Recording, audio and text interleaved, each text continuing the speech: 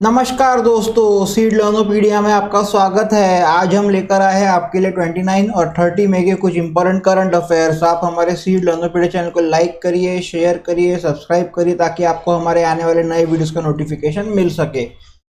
Start करते हैं आज का वीडियो। स्टार्ट करते हैं आज की फर्स्ट न्यूज से। आज की जो फर्स्ट न्यूज है वो टूरिज्म सेक्टर को लेकर है। ठीक है, Goa signs MOU with Uttarakhand to strengthen tourism cooperation. ठीक है, जो गोवा का गवर्नमेंट है और उत्तराखंड का गवर्नमेंट है, उन्होंने एक MOU साइन किया है ताकि वो गोवा में और उत्तराखंड में टूरिज्म को एनहांस कर सके, टूरिज्म को बढ़ावा दे सके। ठीक है, government of Goa and government of Uttarakhand have signed MOU to collaborate towards enhancing the tourism landscape of both Goa and Uttarakhand. ठीक है, ये MOU का मेन एम क्या है कि जो बायलैटरल कोऑपरेशन है ट्रैवल और टूरिज्म सेक्टर में, उसको बढ़ावा दे सके, उसको फैसिलिटेट कर सके ताकि जो ट्रैवलिंग है बिटवीन द स्टेट्स वो ज़्यादा हो सके और गोवा में नंबर ऑफ टूरिस्ट और साथ ही साथ में उत्तराखंड में नंबर ऑफ टूरिस्ट की संख्या बढ़ सके। ठीक है, The signing of this MOU between the officials of the two states marks a significant step towards promoting tourism in Goa and Uttarakhand and showcasing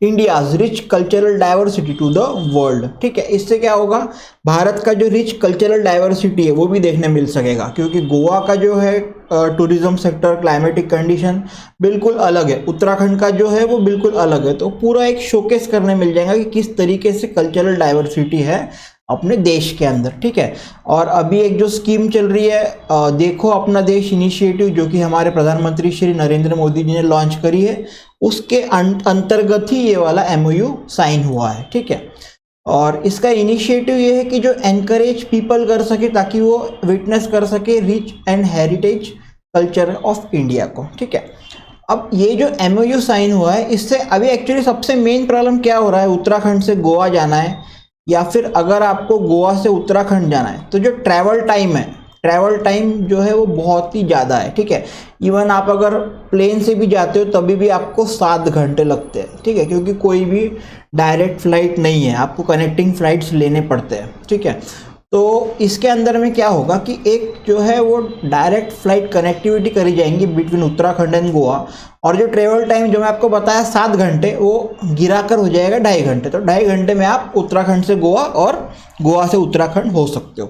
ठीक है, तो जल्दी जल्दी अगर पहुंच पाओगे तो वहाँ का टूरिज्म ऑटोमेटिकली बढ़ जाएगा। ठीक है, बढ़ते हैं नेक्स्ट न्यूज़ की तरफ। जो नेक्स्ट न्यूज़ है वो सेंटर ने एक स्टीयरिंग कमेटी लॉन्च किया है, एक स्टीयरिंग कमेटी बनाया है। ठीक है, ताकि वो मॉनिटर कर सके अभी जो चीता का जो ट्रांसलोकेशन प्रोजेक्ट चल रहा है वो सही से चल रहा है, नहीं चल रहा है, उसमें क्या हो रहा है। ठीक है, अब ये क्यों बनाया, वो इसलिए बनाया क्योंकि अभी डेथ हो चुका है 3 चीता कप्स का। ठीक है, कप्स मतलब छोटे बच्चे जो रहते हैं।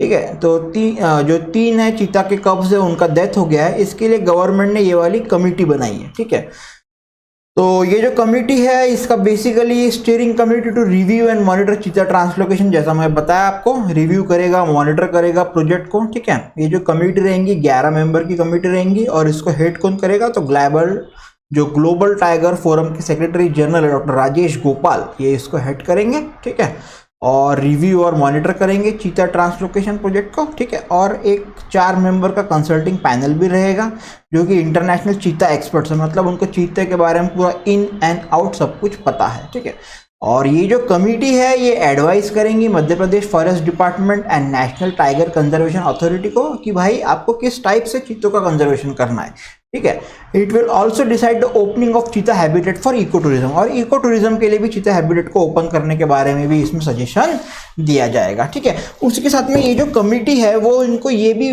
मतलब सजेस्ट करेंगी कि वहाँ के जो लोकल लोग हैं, जो लोकल कम्युनिटी है, उसको भी प्रोजेक्ट के एक्टिविटीज में कैसे इन्वॉल्व किया जाए। ठीक है, बढ़ते हैं नेक्स्ट न्यूज़ की तरफ।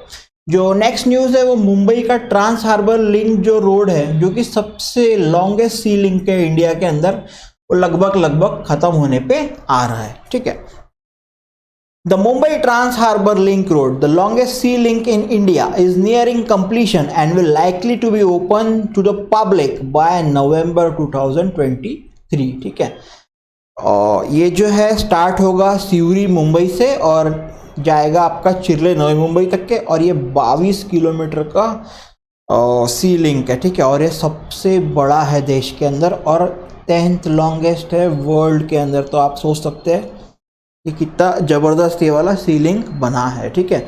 22 किलोमीटर का लेंथ है इसका, ठीक है। प्रोजेक्ट में काफ़ी पैसा भी लगा है। प्रोजेक्ट का कॉस्टिंग है वो 17,843 करोड़ रुपए है, ठीक है। और ये जो सी लिंक है ये एक one of the busiest navigation channel leading to Nhava Sheva port से भी पास होगा, ठीक है। और उसी के बाद में इसमें ऑर्थोट्रोपिक स्टील डेक्स भी लगाए गए। ये एक स्पेशल स्टील डेक्स है जो कि अनेबल करते हैं span between the two pierce 3 times longer हो सके देन द नॉर्मल, ठीक है। और ये जो टेक्नोलॉजी है पहली बार यूज़ की गई है इंडिया के अंदर में, ठीक है। और इसी टेक्नोलॉजी से पूरा का पूरा पाइल का फाउंडेशन किया हुआ है, ठीक है। और उसी के अलावा ना मतलब है ना साइड में स्टील के बड़े बड़े बैरक्स या फिर रैक्स भी लगाए जाएंगे, जिससे गाड़ी अगर उस साइड में चले जाती है तो रैक उसको धक्का दे सके, मतलब एक्सीडेंट होने के चांसेस भी काफ़ी ज़्यादा इसमें कम करने की कोशिश की गई है, ठीक है। बढ़ते हैं नेक्स्ट न्यूज़ की तरफ। जो नेक्स्ट न्यूज़ है वो संसद की नई बिल्डिंग का इनॉग्रेशन हो चुका है प्रधानमंत्री नरेंद्र मोदी के द्वारा, ठीक है। Prime minister has inaugurated new parliament building, और एक बहुत ही जबरदस्त नया संसद का बिल्डिंग बना है, ठीक है। Prime minister Narendra Modi inaugurated the new parliament building in Delhi, ठीक है। और जो इनॉग्रेशन हुआ उसमें एक बहुत ही ग्रैंड पूजा हुई, ठीक है। सेंगोल का इंस्टॉलेशन हुआ, ठीक है। दो शॉर्ट फिल्म का स्क्रीनिंग हुआ, ठीक है। और एक कमोमेरेटिव कॉइन और स्टैम्प बनाया गया। अभी न्यूज़ में सुना ही होगा 75 का एक कॉइन भी बनाया है, ठीक है। और ये जो पूरा का पूरा जो प्रोजेक्ट है वो सेंट्रल विस्टा रीडेवलपमेंट प्रोजेक्ट के अंदर में हुआ है, सेंट्रल विस्टा प्रोजेक्ट के अंदर में, ठीक है। ये जो है सेंट्रल एडमिनिस्ट्रेटिव एरिया है भारतीय सरकार का, भारत सरकार का, जो कि रायसेना हिल्स के पास में लोकेटेड है। यहीं पर प्रेसिडेंट का भी ऑफिस है, ठीक है। सब मेन ऑफिस यहीं पर है, ठीक है। जो पुराना जो पार्लियामेंट हाउस का उसका इनॉग्रेशन किया था Edwin Lutyens and Herbert baker ने, ठीक है। और नए का प्रधानमंत्री नरेंद्र मोदी ने किए हैं, ठीक है। जो नया जो पार्लियामेंट बिल्डिंग है उसका जो एरिया है वो 64,500 स्क्वायर मीटर का है, ठीक है। ये आप याद रख लो 64,500। और इसका जो स्ट्रक्चर है वो ट्रायंगुलर स्ट्रक्चर है, ठीक है। जो पहला वाला था वो गोल था, ये वाला है आपका ट्रायंगुलर है, ठीक है। इसके अंदर में आपका Lok Sabha, Rajya Sabha, central lounge, office of constitutional authority सब कुछ रहेगा, ठीक है। और जो लोकसभा है उसका जो थीम है वो नेशनल बर्ड पीकॉक के ऊपर है, और इसकी सीटिंग कैपेसिटी है 888 सीट्स, ठीक है। उसी के अलावा जो राज्यसभा है उसका जो थीम है वो हमारा जो नेशनल फ्लावर है कमल, लोटस, उसके ऊपर है। इसकी सीटिंग कैपेसिटी है 384 पीपल, ठीक है। 384 सीट्स बेसिकली। बीमल पटेल इसके चीफ आर्किटेक्ट है बिल्डिंग के, ठीक है। और टाटा प्रोजेक्ट, टाटा हर जगह रहता ही है। टाटा प्रोजेक्ट लिमिटेड जो है इसका कॉन्ट्रैक्टर है, और कंस्ट्रक्शन कॉस्ट 862 करोड़, ठीक है। और वहाँ पर हिस्टोरिकल जो स्कल्पचर है सेंगोल, उसको भी प्लेस किया गया है बहुत ही इंपॉर्टेंट स्पॉट पे। एक्चुअली इंपॉर्टेंट स्पॉट मतलब जो स्पीकर का चेयर है उसी की बाजू में सेंगोल को स्थापित किया गया है, प्लेस किया गया है, ठीक है। सेंगोल जो है वो हिस्टोरिकल इंपॉर्टेंस रखता है लीगेसी ऑफ इंडियन पार्लियामेंट में, ठीक है।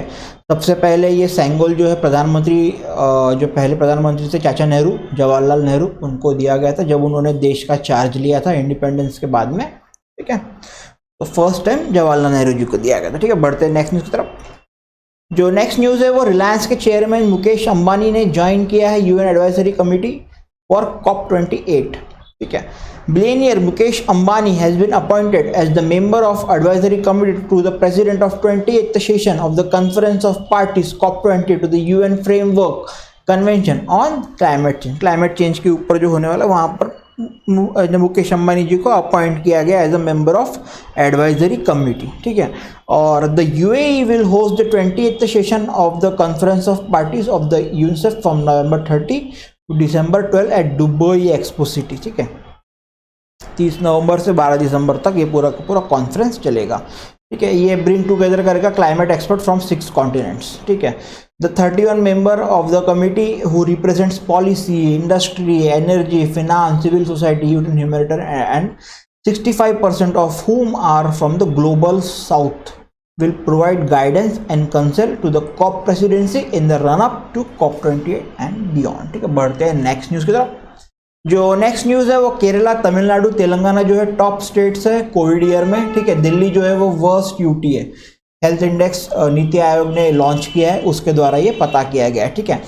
According to Niti Aayog's annual state health index for the COVID year 2020-21, the three southern states of Kerala, Tamil Nadu and Telangana emerged as top performance among the larger states. ठीक है, NITI Aayog is learned to have shared the report the Healthy States Progressive India report on the ranks of states and UTs with Health Ministry. ठीक है, the आयोग bring out the index in collaboration with the Union Health Ministry and World Bank. ये जो index जो बनता है ये union health ministry और वर्ल्ड बैंक के कोलैबोरेशन के द्वारा बनाया। और जो टॉप परफॉर्मर्स है वो केरला, तमिलनाडु, तेलंगाना। सो वर्स्ट परफॉर्मेंस है बिहार, यूपी एंड एमपी। ठीक है, यूटीज के अंदर में लक्षद्वीप ने टॉप पोजीशन हासिल किया है और दिल्ली सबसे नीचे है। ठीक है, बढ़ते हैं नेक्स्ट न्यूज की तरफ।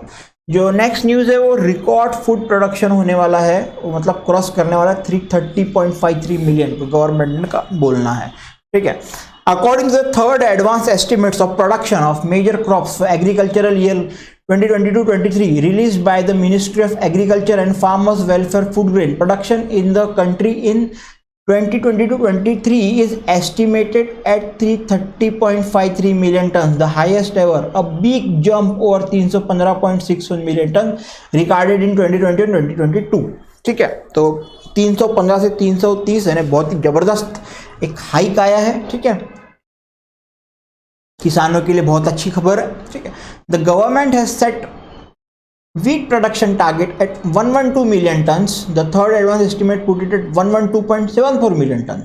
ठीक है, total rice production I estimate at a record of 135.54 million tons. ठीक है, during the 2022-23 production of maize in the country is estimated 35.91 million tons. मतलब सभी मेज हो गया, राइस हो गया, वीट हो गया, सभी का जबरदस्त प्रोडक्शन चल रहा है। ठीक है, प्रोडक्शन अच्छा होगा तो हम माल एक्सपोर्ट भी कर सकते हैं, तो कुछ फॉरेन एक्सचेंज भी हमारे देश में आएगा। ठीक है, बढ़ते हैं नेक्स्ट न्यूज की तरफ।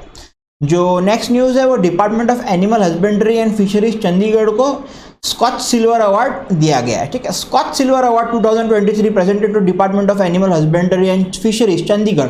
This award has been given to this department for e governance in the computerised medical record of the cattle treatment by the department. Department के द्वारा जो भी मेडिकल रिकॉर्ड्स उसको कंप्यूटराइज करने में, उसको ई गवर्नेंस करने में किया गया है। ठीक है, और ये पहला प्रोजेक्ट है इस प्रकार का हमारे देश के अंदर। ठीक है, इसका जो मेन ऑब्जेक्टिव है एप्लीकेशन का is to provide facility to the animal parents to register their animals online for services like treatment, vaccination and artificial insemination. ठीक है, it also includes maintaining all records of veterinary hospital and sub centers like OPD, stock books, daily drug expenditure, artificial insemination। ठीक है, और ये जो award है ये establish हुआ था 2003 में। ठीक है, बढ़ते हैं नेक्स्ट न्यूज की तरफ।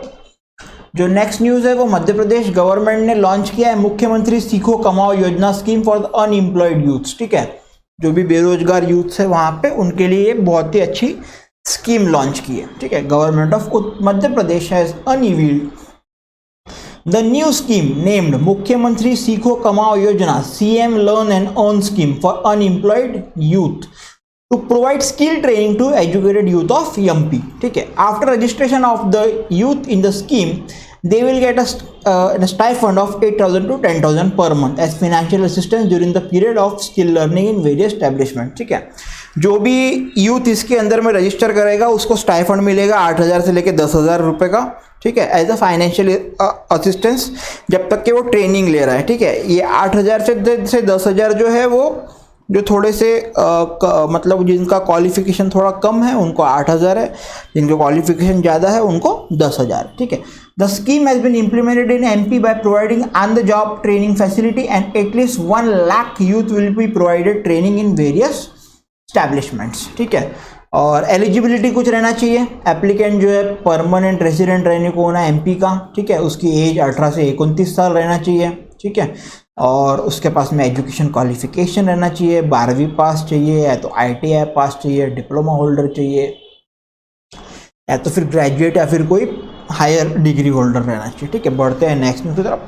जो नेक्स्ट न्यूज़ है वो ऑस्ट्रेलिया एक नया कॉन्सुलेट जनरल तैयार कर रहा है बेंगलुरु में। ठीक है, Australian Prime Minister Mr. Anthony Albanese announced that Australia will now open a new Consul General in Bengaluru, Karnataka in May 2023 as part of the efforts of the two countries to enhance bilateral ties। दोनों के countries के बीच में जो bilateral ties है उसको enhance करने के लिए वहां पर एक कॉन्सुलेट जनरल तैयार कर रहा है ऑस्ट्रेलिया बैंगलोर कर्नाटका में, ठीक है। The announcement of setting up a new consulate in Bengaluru has been announced after PM Shri Narendra Modi stated that India will open a consulate in Brisbane, ठीक है। मोदी जी ने अनाउंस किया कि भाई हम एक कॉन्सुलेट खोलेंगे ब्रिस्बेन में, ओपन करेंगे, ठीक है। तो उनके पीछे पीछे जो एंथनी अल्बनीज है उनने भी अनाउंस कर दिया कि ठीक है भैया हम बेंगलोर में एक खोलेंगे, ठीक है। बढ़ते हैं नेक्स्ट न्यूज़ की तरफ।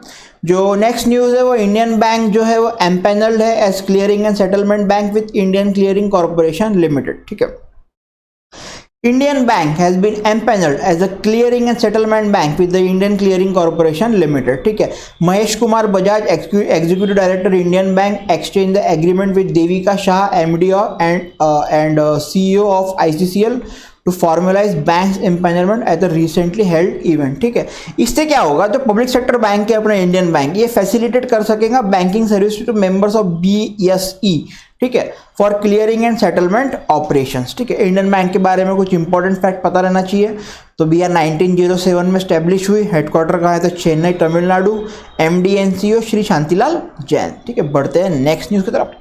जो नेक्स्ट न्यूज़ है वो इन्फोसिस ने एक प्लेटफॉर्म लॉन्च किया है topaz for generative AI artificial intelligence, ठीक है।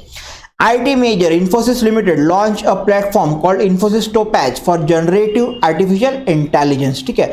इससे क्या होगा, ये एम्पलीफाई करेगा potential of humans, enterprises and communities to tap into the next generation of opportunities to create value from unprecedented innovations, connected ecosystems and pervasive efficiencies, ठीक है। Infosys Topaz leverages Infosys applied AI framework to build an AI first coder, empower people to deliver cognitive solution that accelerate value creation, ठीक है। जो Infosys Topaz है ये enable करेगा business across the industries with support from an ecosystem of over 100 industry network and partnership, ठीक है। Infosys के बारे में कुछ इंपॉर्टेंट फैक्ट, कब फाउंड हुआ तो 2 जुलाई 1981, headquarter Bangalore Karnataka, MD and CEO Salil Parekh, ठीक है। और Infosys लिमिटेड एक Indian MNC information technology company है that provide business consulting IT and outsourcing services, ठीक है। बढ़ते हैं नेक्स्ट न्यूज़ की तरफ। जो नेक्स्ट न्यूज़ है वो माइक्रोसॉफ्ट ने लॉन्च किया एक मल्टीलिंगुअल AI चैटबॉट गांव के लोगों के लिए, रूरल इंडिया के लिए, जिसका नाम है जुगलबंदी, ठीक है। Microsoft has unveiled a new generative AI driven multilingual chatbot called Jugalbandi designed for farmers and other users living in rural India, ठीक है।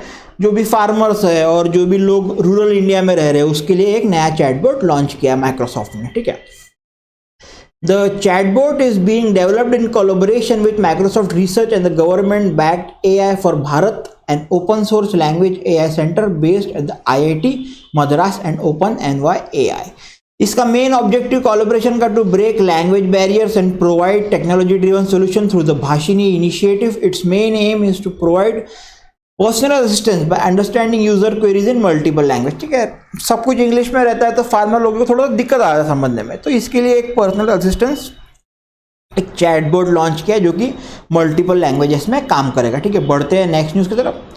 जो नेक्स्ट न्यूज़ है वो सावरकर जी का स्टैचू अनवील होने वाला है मॉरिशस में। अभी कुछ दिन पहले छत्रपति शिवाजी महाराज का भी हुआ था, मैं वो भी आपको न्यूज़ में डाला था, आपने पिछले वीडियोस देखे होंगे तो आपको न्यूज़ का भी जरूर पता चला होगा, ठीक है। After Chhatrapati Shivaji Maharaj statue the bust of freedom fighter Vinayak Damodar Savarkar also known as Veer Savarkar will be unveiled in Port Louis capital city Mauritius on May 28 on Savarkar's birth anniversary, ठीक है। Maharashtra public work department minister Ravindra Chavan will attend the programme which will be graced by Prithviraj Singh Roopun president of Mauritius and Leela Devi Dookun the deputy prime minister, ठीक है। ये second consecutive function है where 2 icons of Maharashtra from different areas are being honoured by Mauritius, ठीक है। बढ़ते हैं next news की तरफ। जो नेक्स्ट न्यूज़ है वो गवर्नमेंट ने एक एग्रीमेंट साइन किया है 6 स्टेट के साथ में ताकि डिजिटल क्रॉप सर्वे को चालू कर सके। ये बहुत ही इंपॉर्टेंट स्टेप है। Central government signed an agreement with 6 states to conduct digital crop survey. The central government signed an agreement with Assam, Gujarat, MP, Odisha, Rajasthan and UP to conduct a digital crop survey. इसका main aim क्या है? Main aim of the project is to create one verified source about the farmer and his or her crop sown data, एक verified source कर सके farmer का और उसका खुद का क्रॉप सोन डेटा। ठीक है, बढ़ते हैं नेक्स्ट न्यूज़ की तरफ। जो नेक्स्ट न्यूज़ है वो समर्थ कैंपेन हुआ है, प्रमोट डिजिटल ट्रांजेक्शन इन ग्राम पंचायत। ठीक है, समर्थ कैंपेन करके लॉन्च किया गया है श्री गिरिराज सिंह के द्वारा। ठीक है, प्रमोट डिजिटल ट्रांजेक्शन इन 5000 ग्राम पंचायत अंदर अमृत महोत्सव इन लखनऊ। ठीक है, the ministry of rural development is running this campaign which was started on 1 February 2023 and will continue till 15 August 2023. The major thrust of the Samarth campaign is to promote digital transaction in rural area with a special focus on women. इसका जो main जो M है ये समर्थ campaign का, ताकि digital transaction को rural areas में promote कर सके। ठीक है, with special focus on women. बढ़ते हैं नेक्स्ट न्यूज़ की तरफ।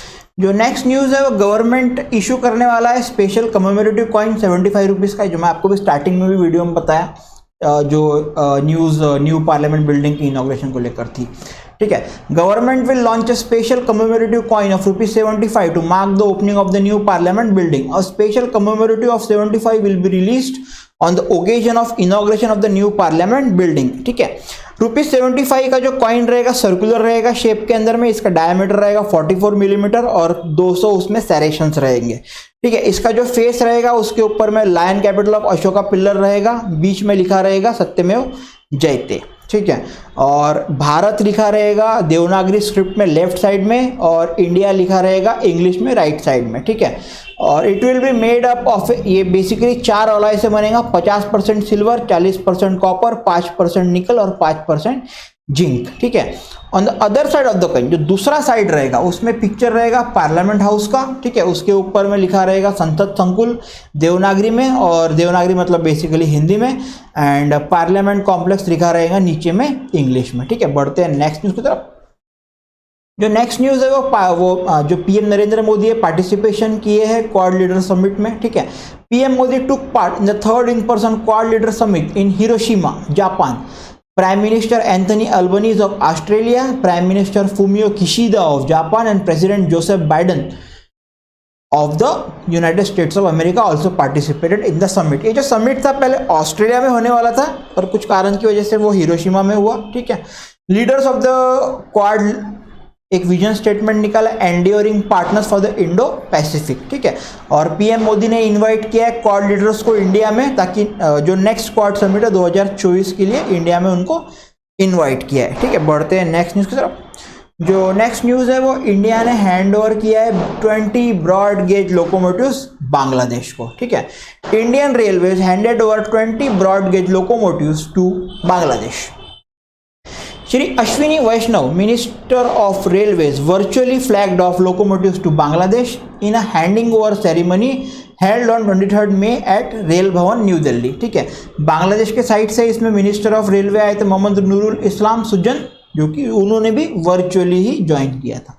ठीक है, तो ये थे कुछ इंपॉर्टेंट करंट अफेयर 29 और 30 मई के। आई होप आपको वीडियो बहुत पसंद आया होगा।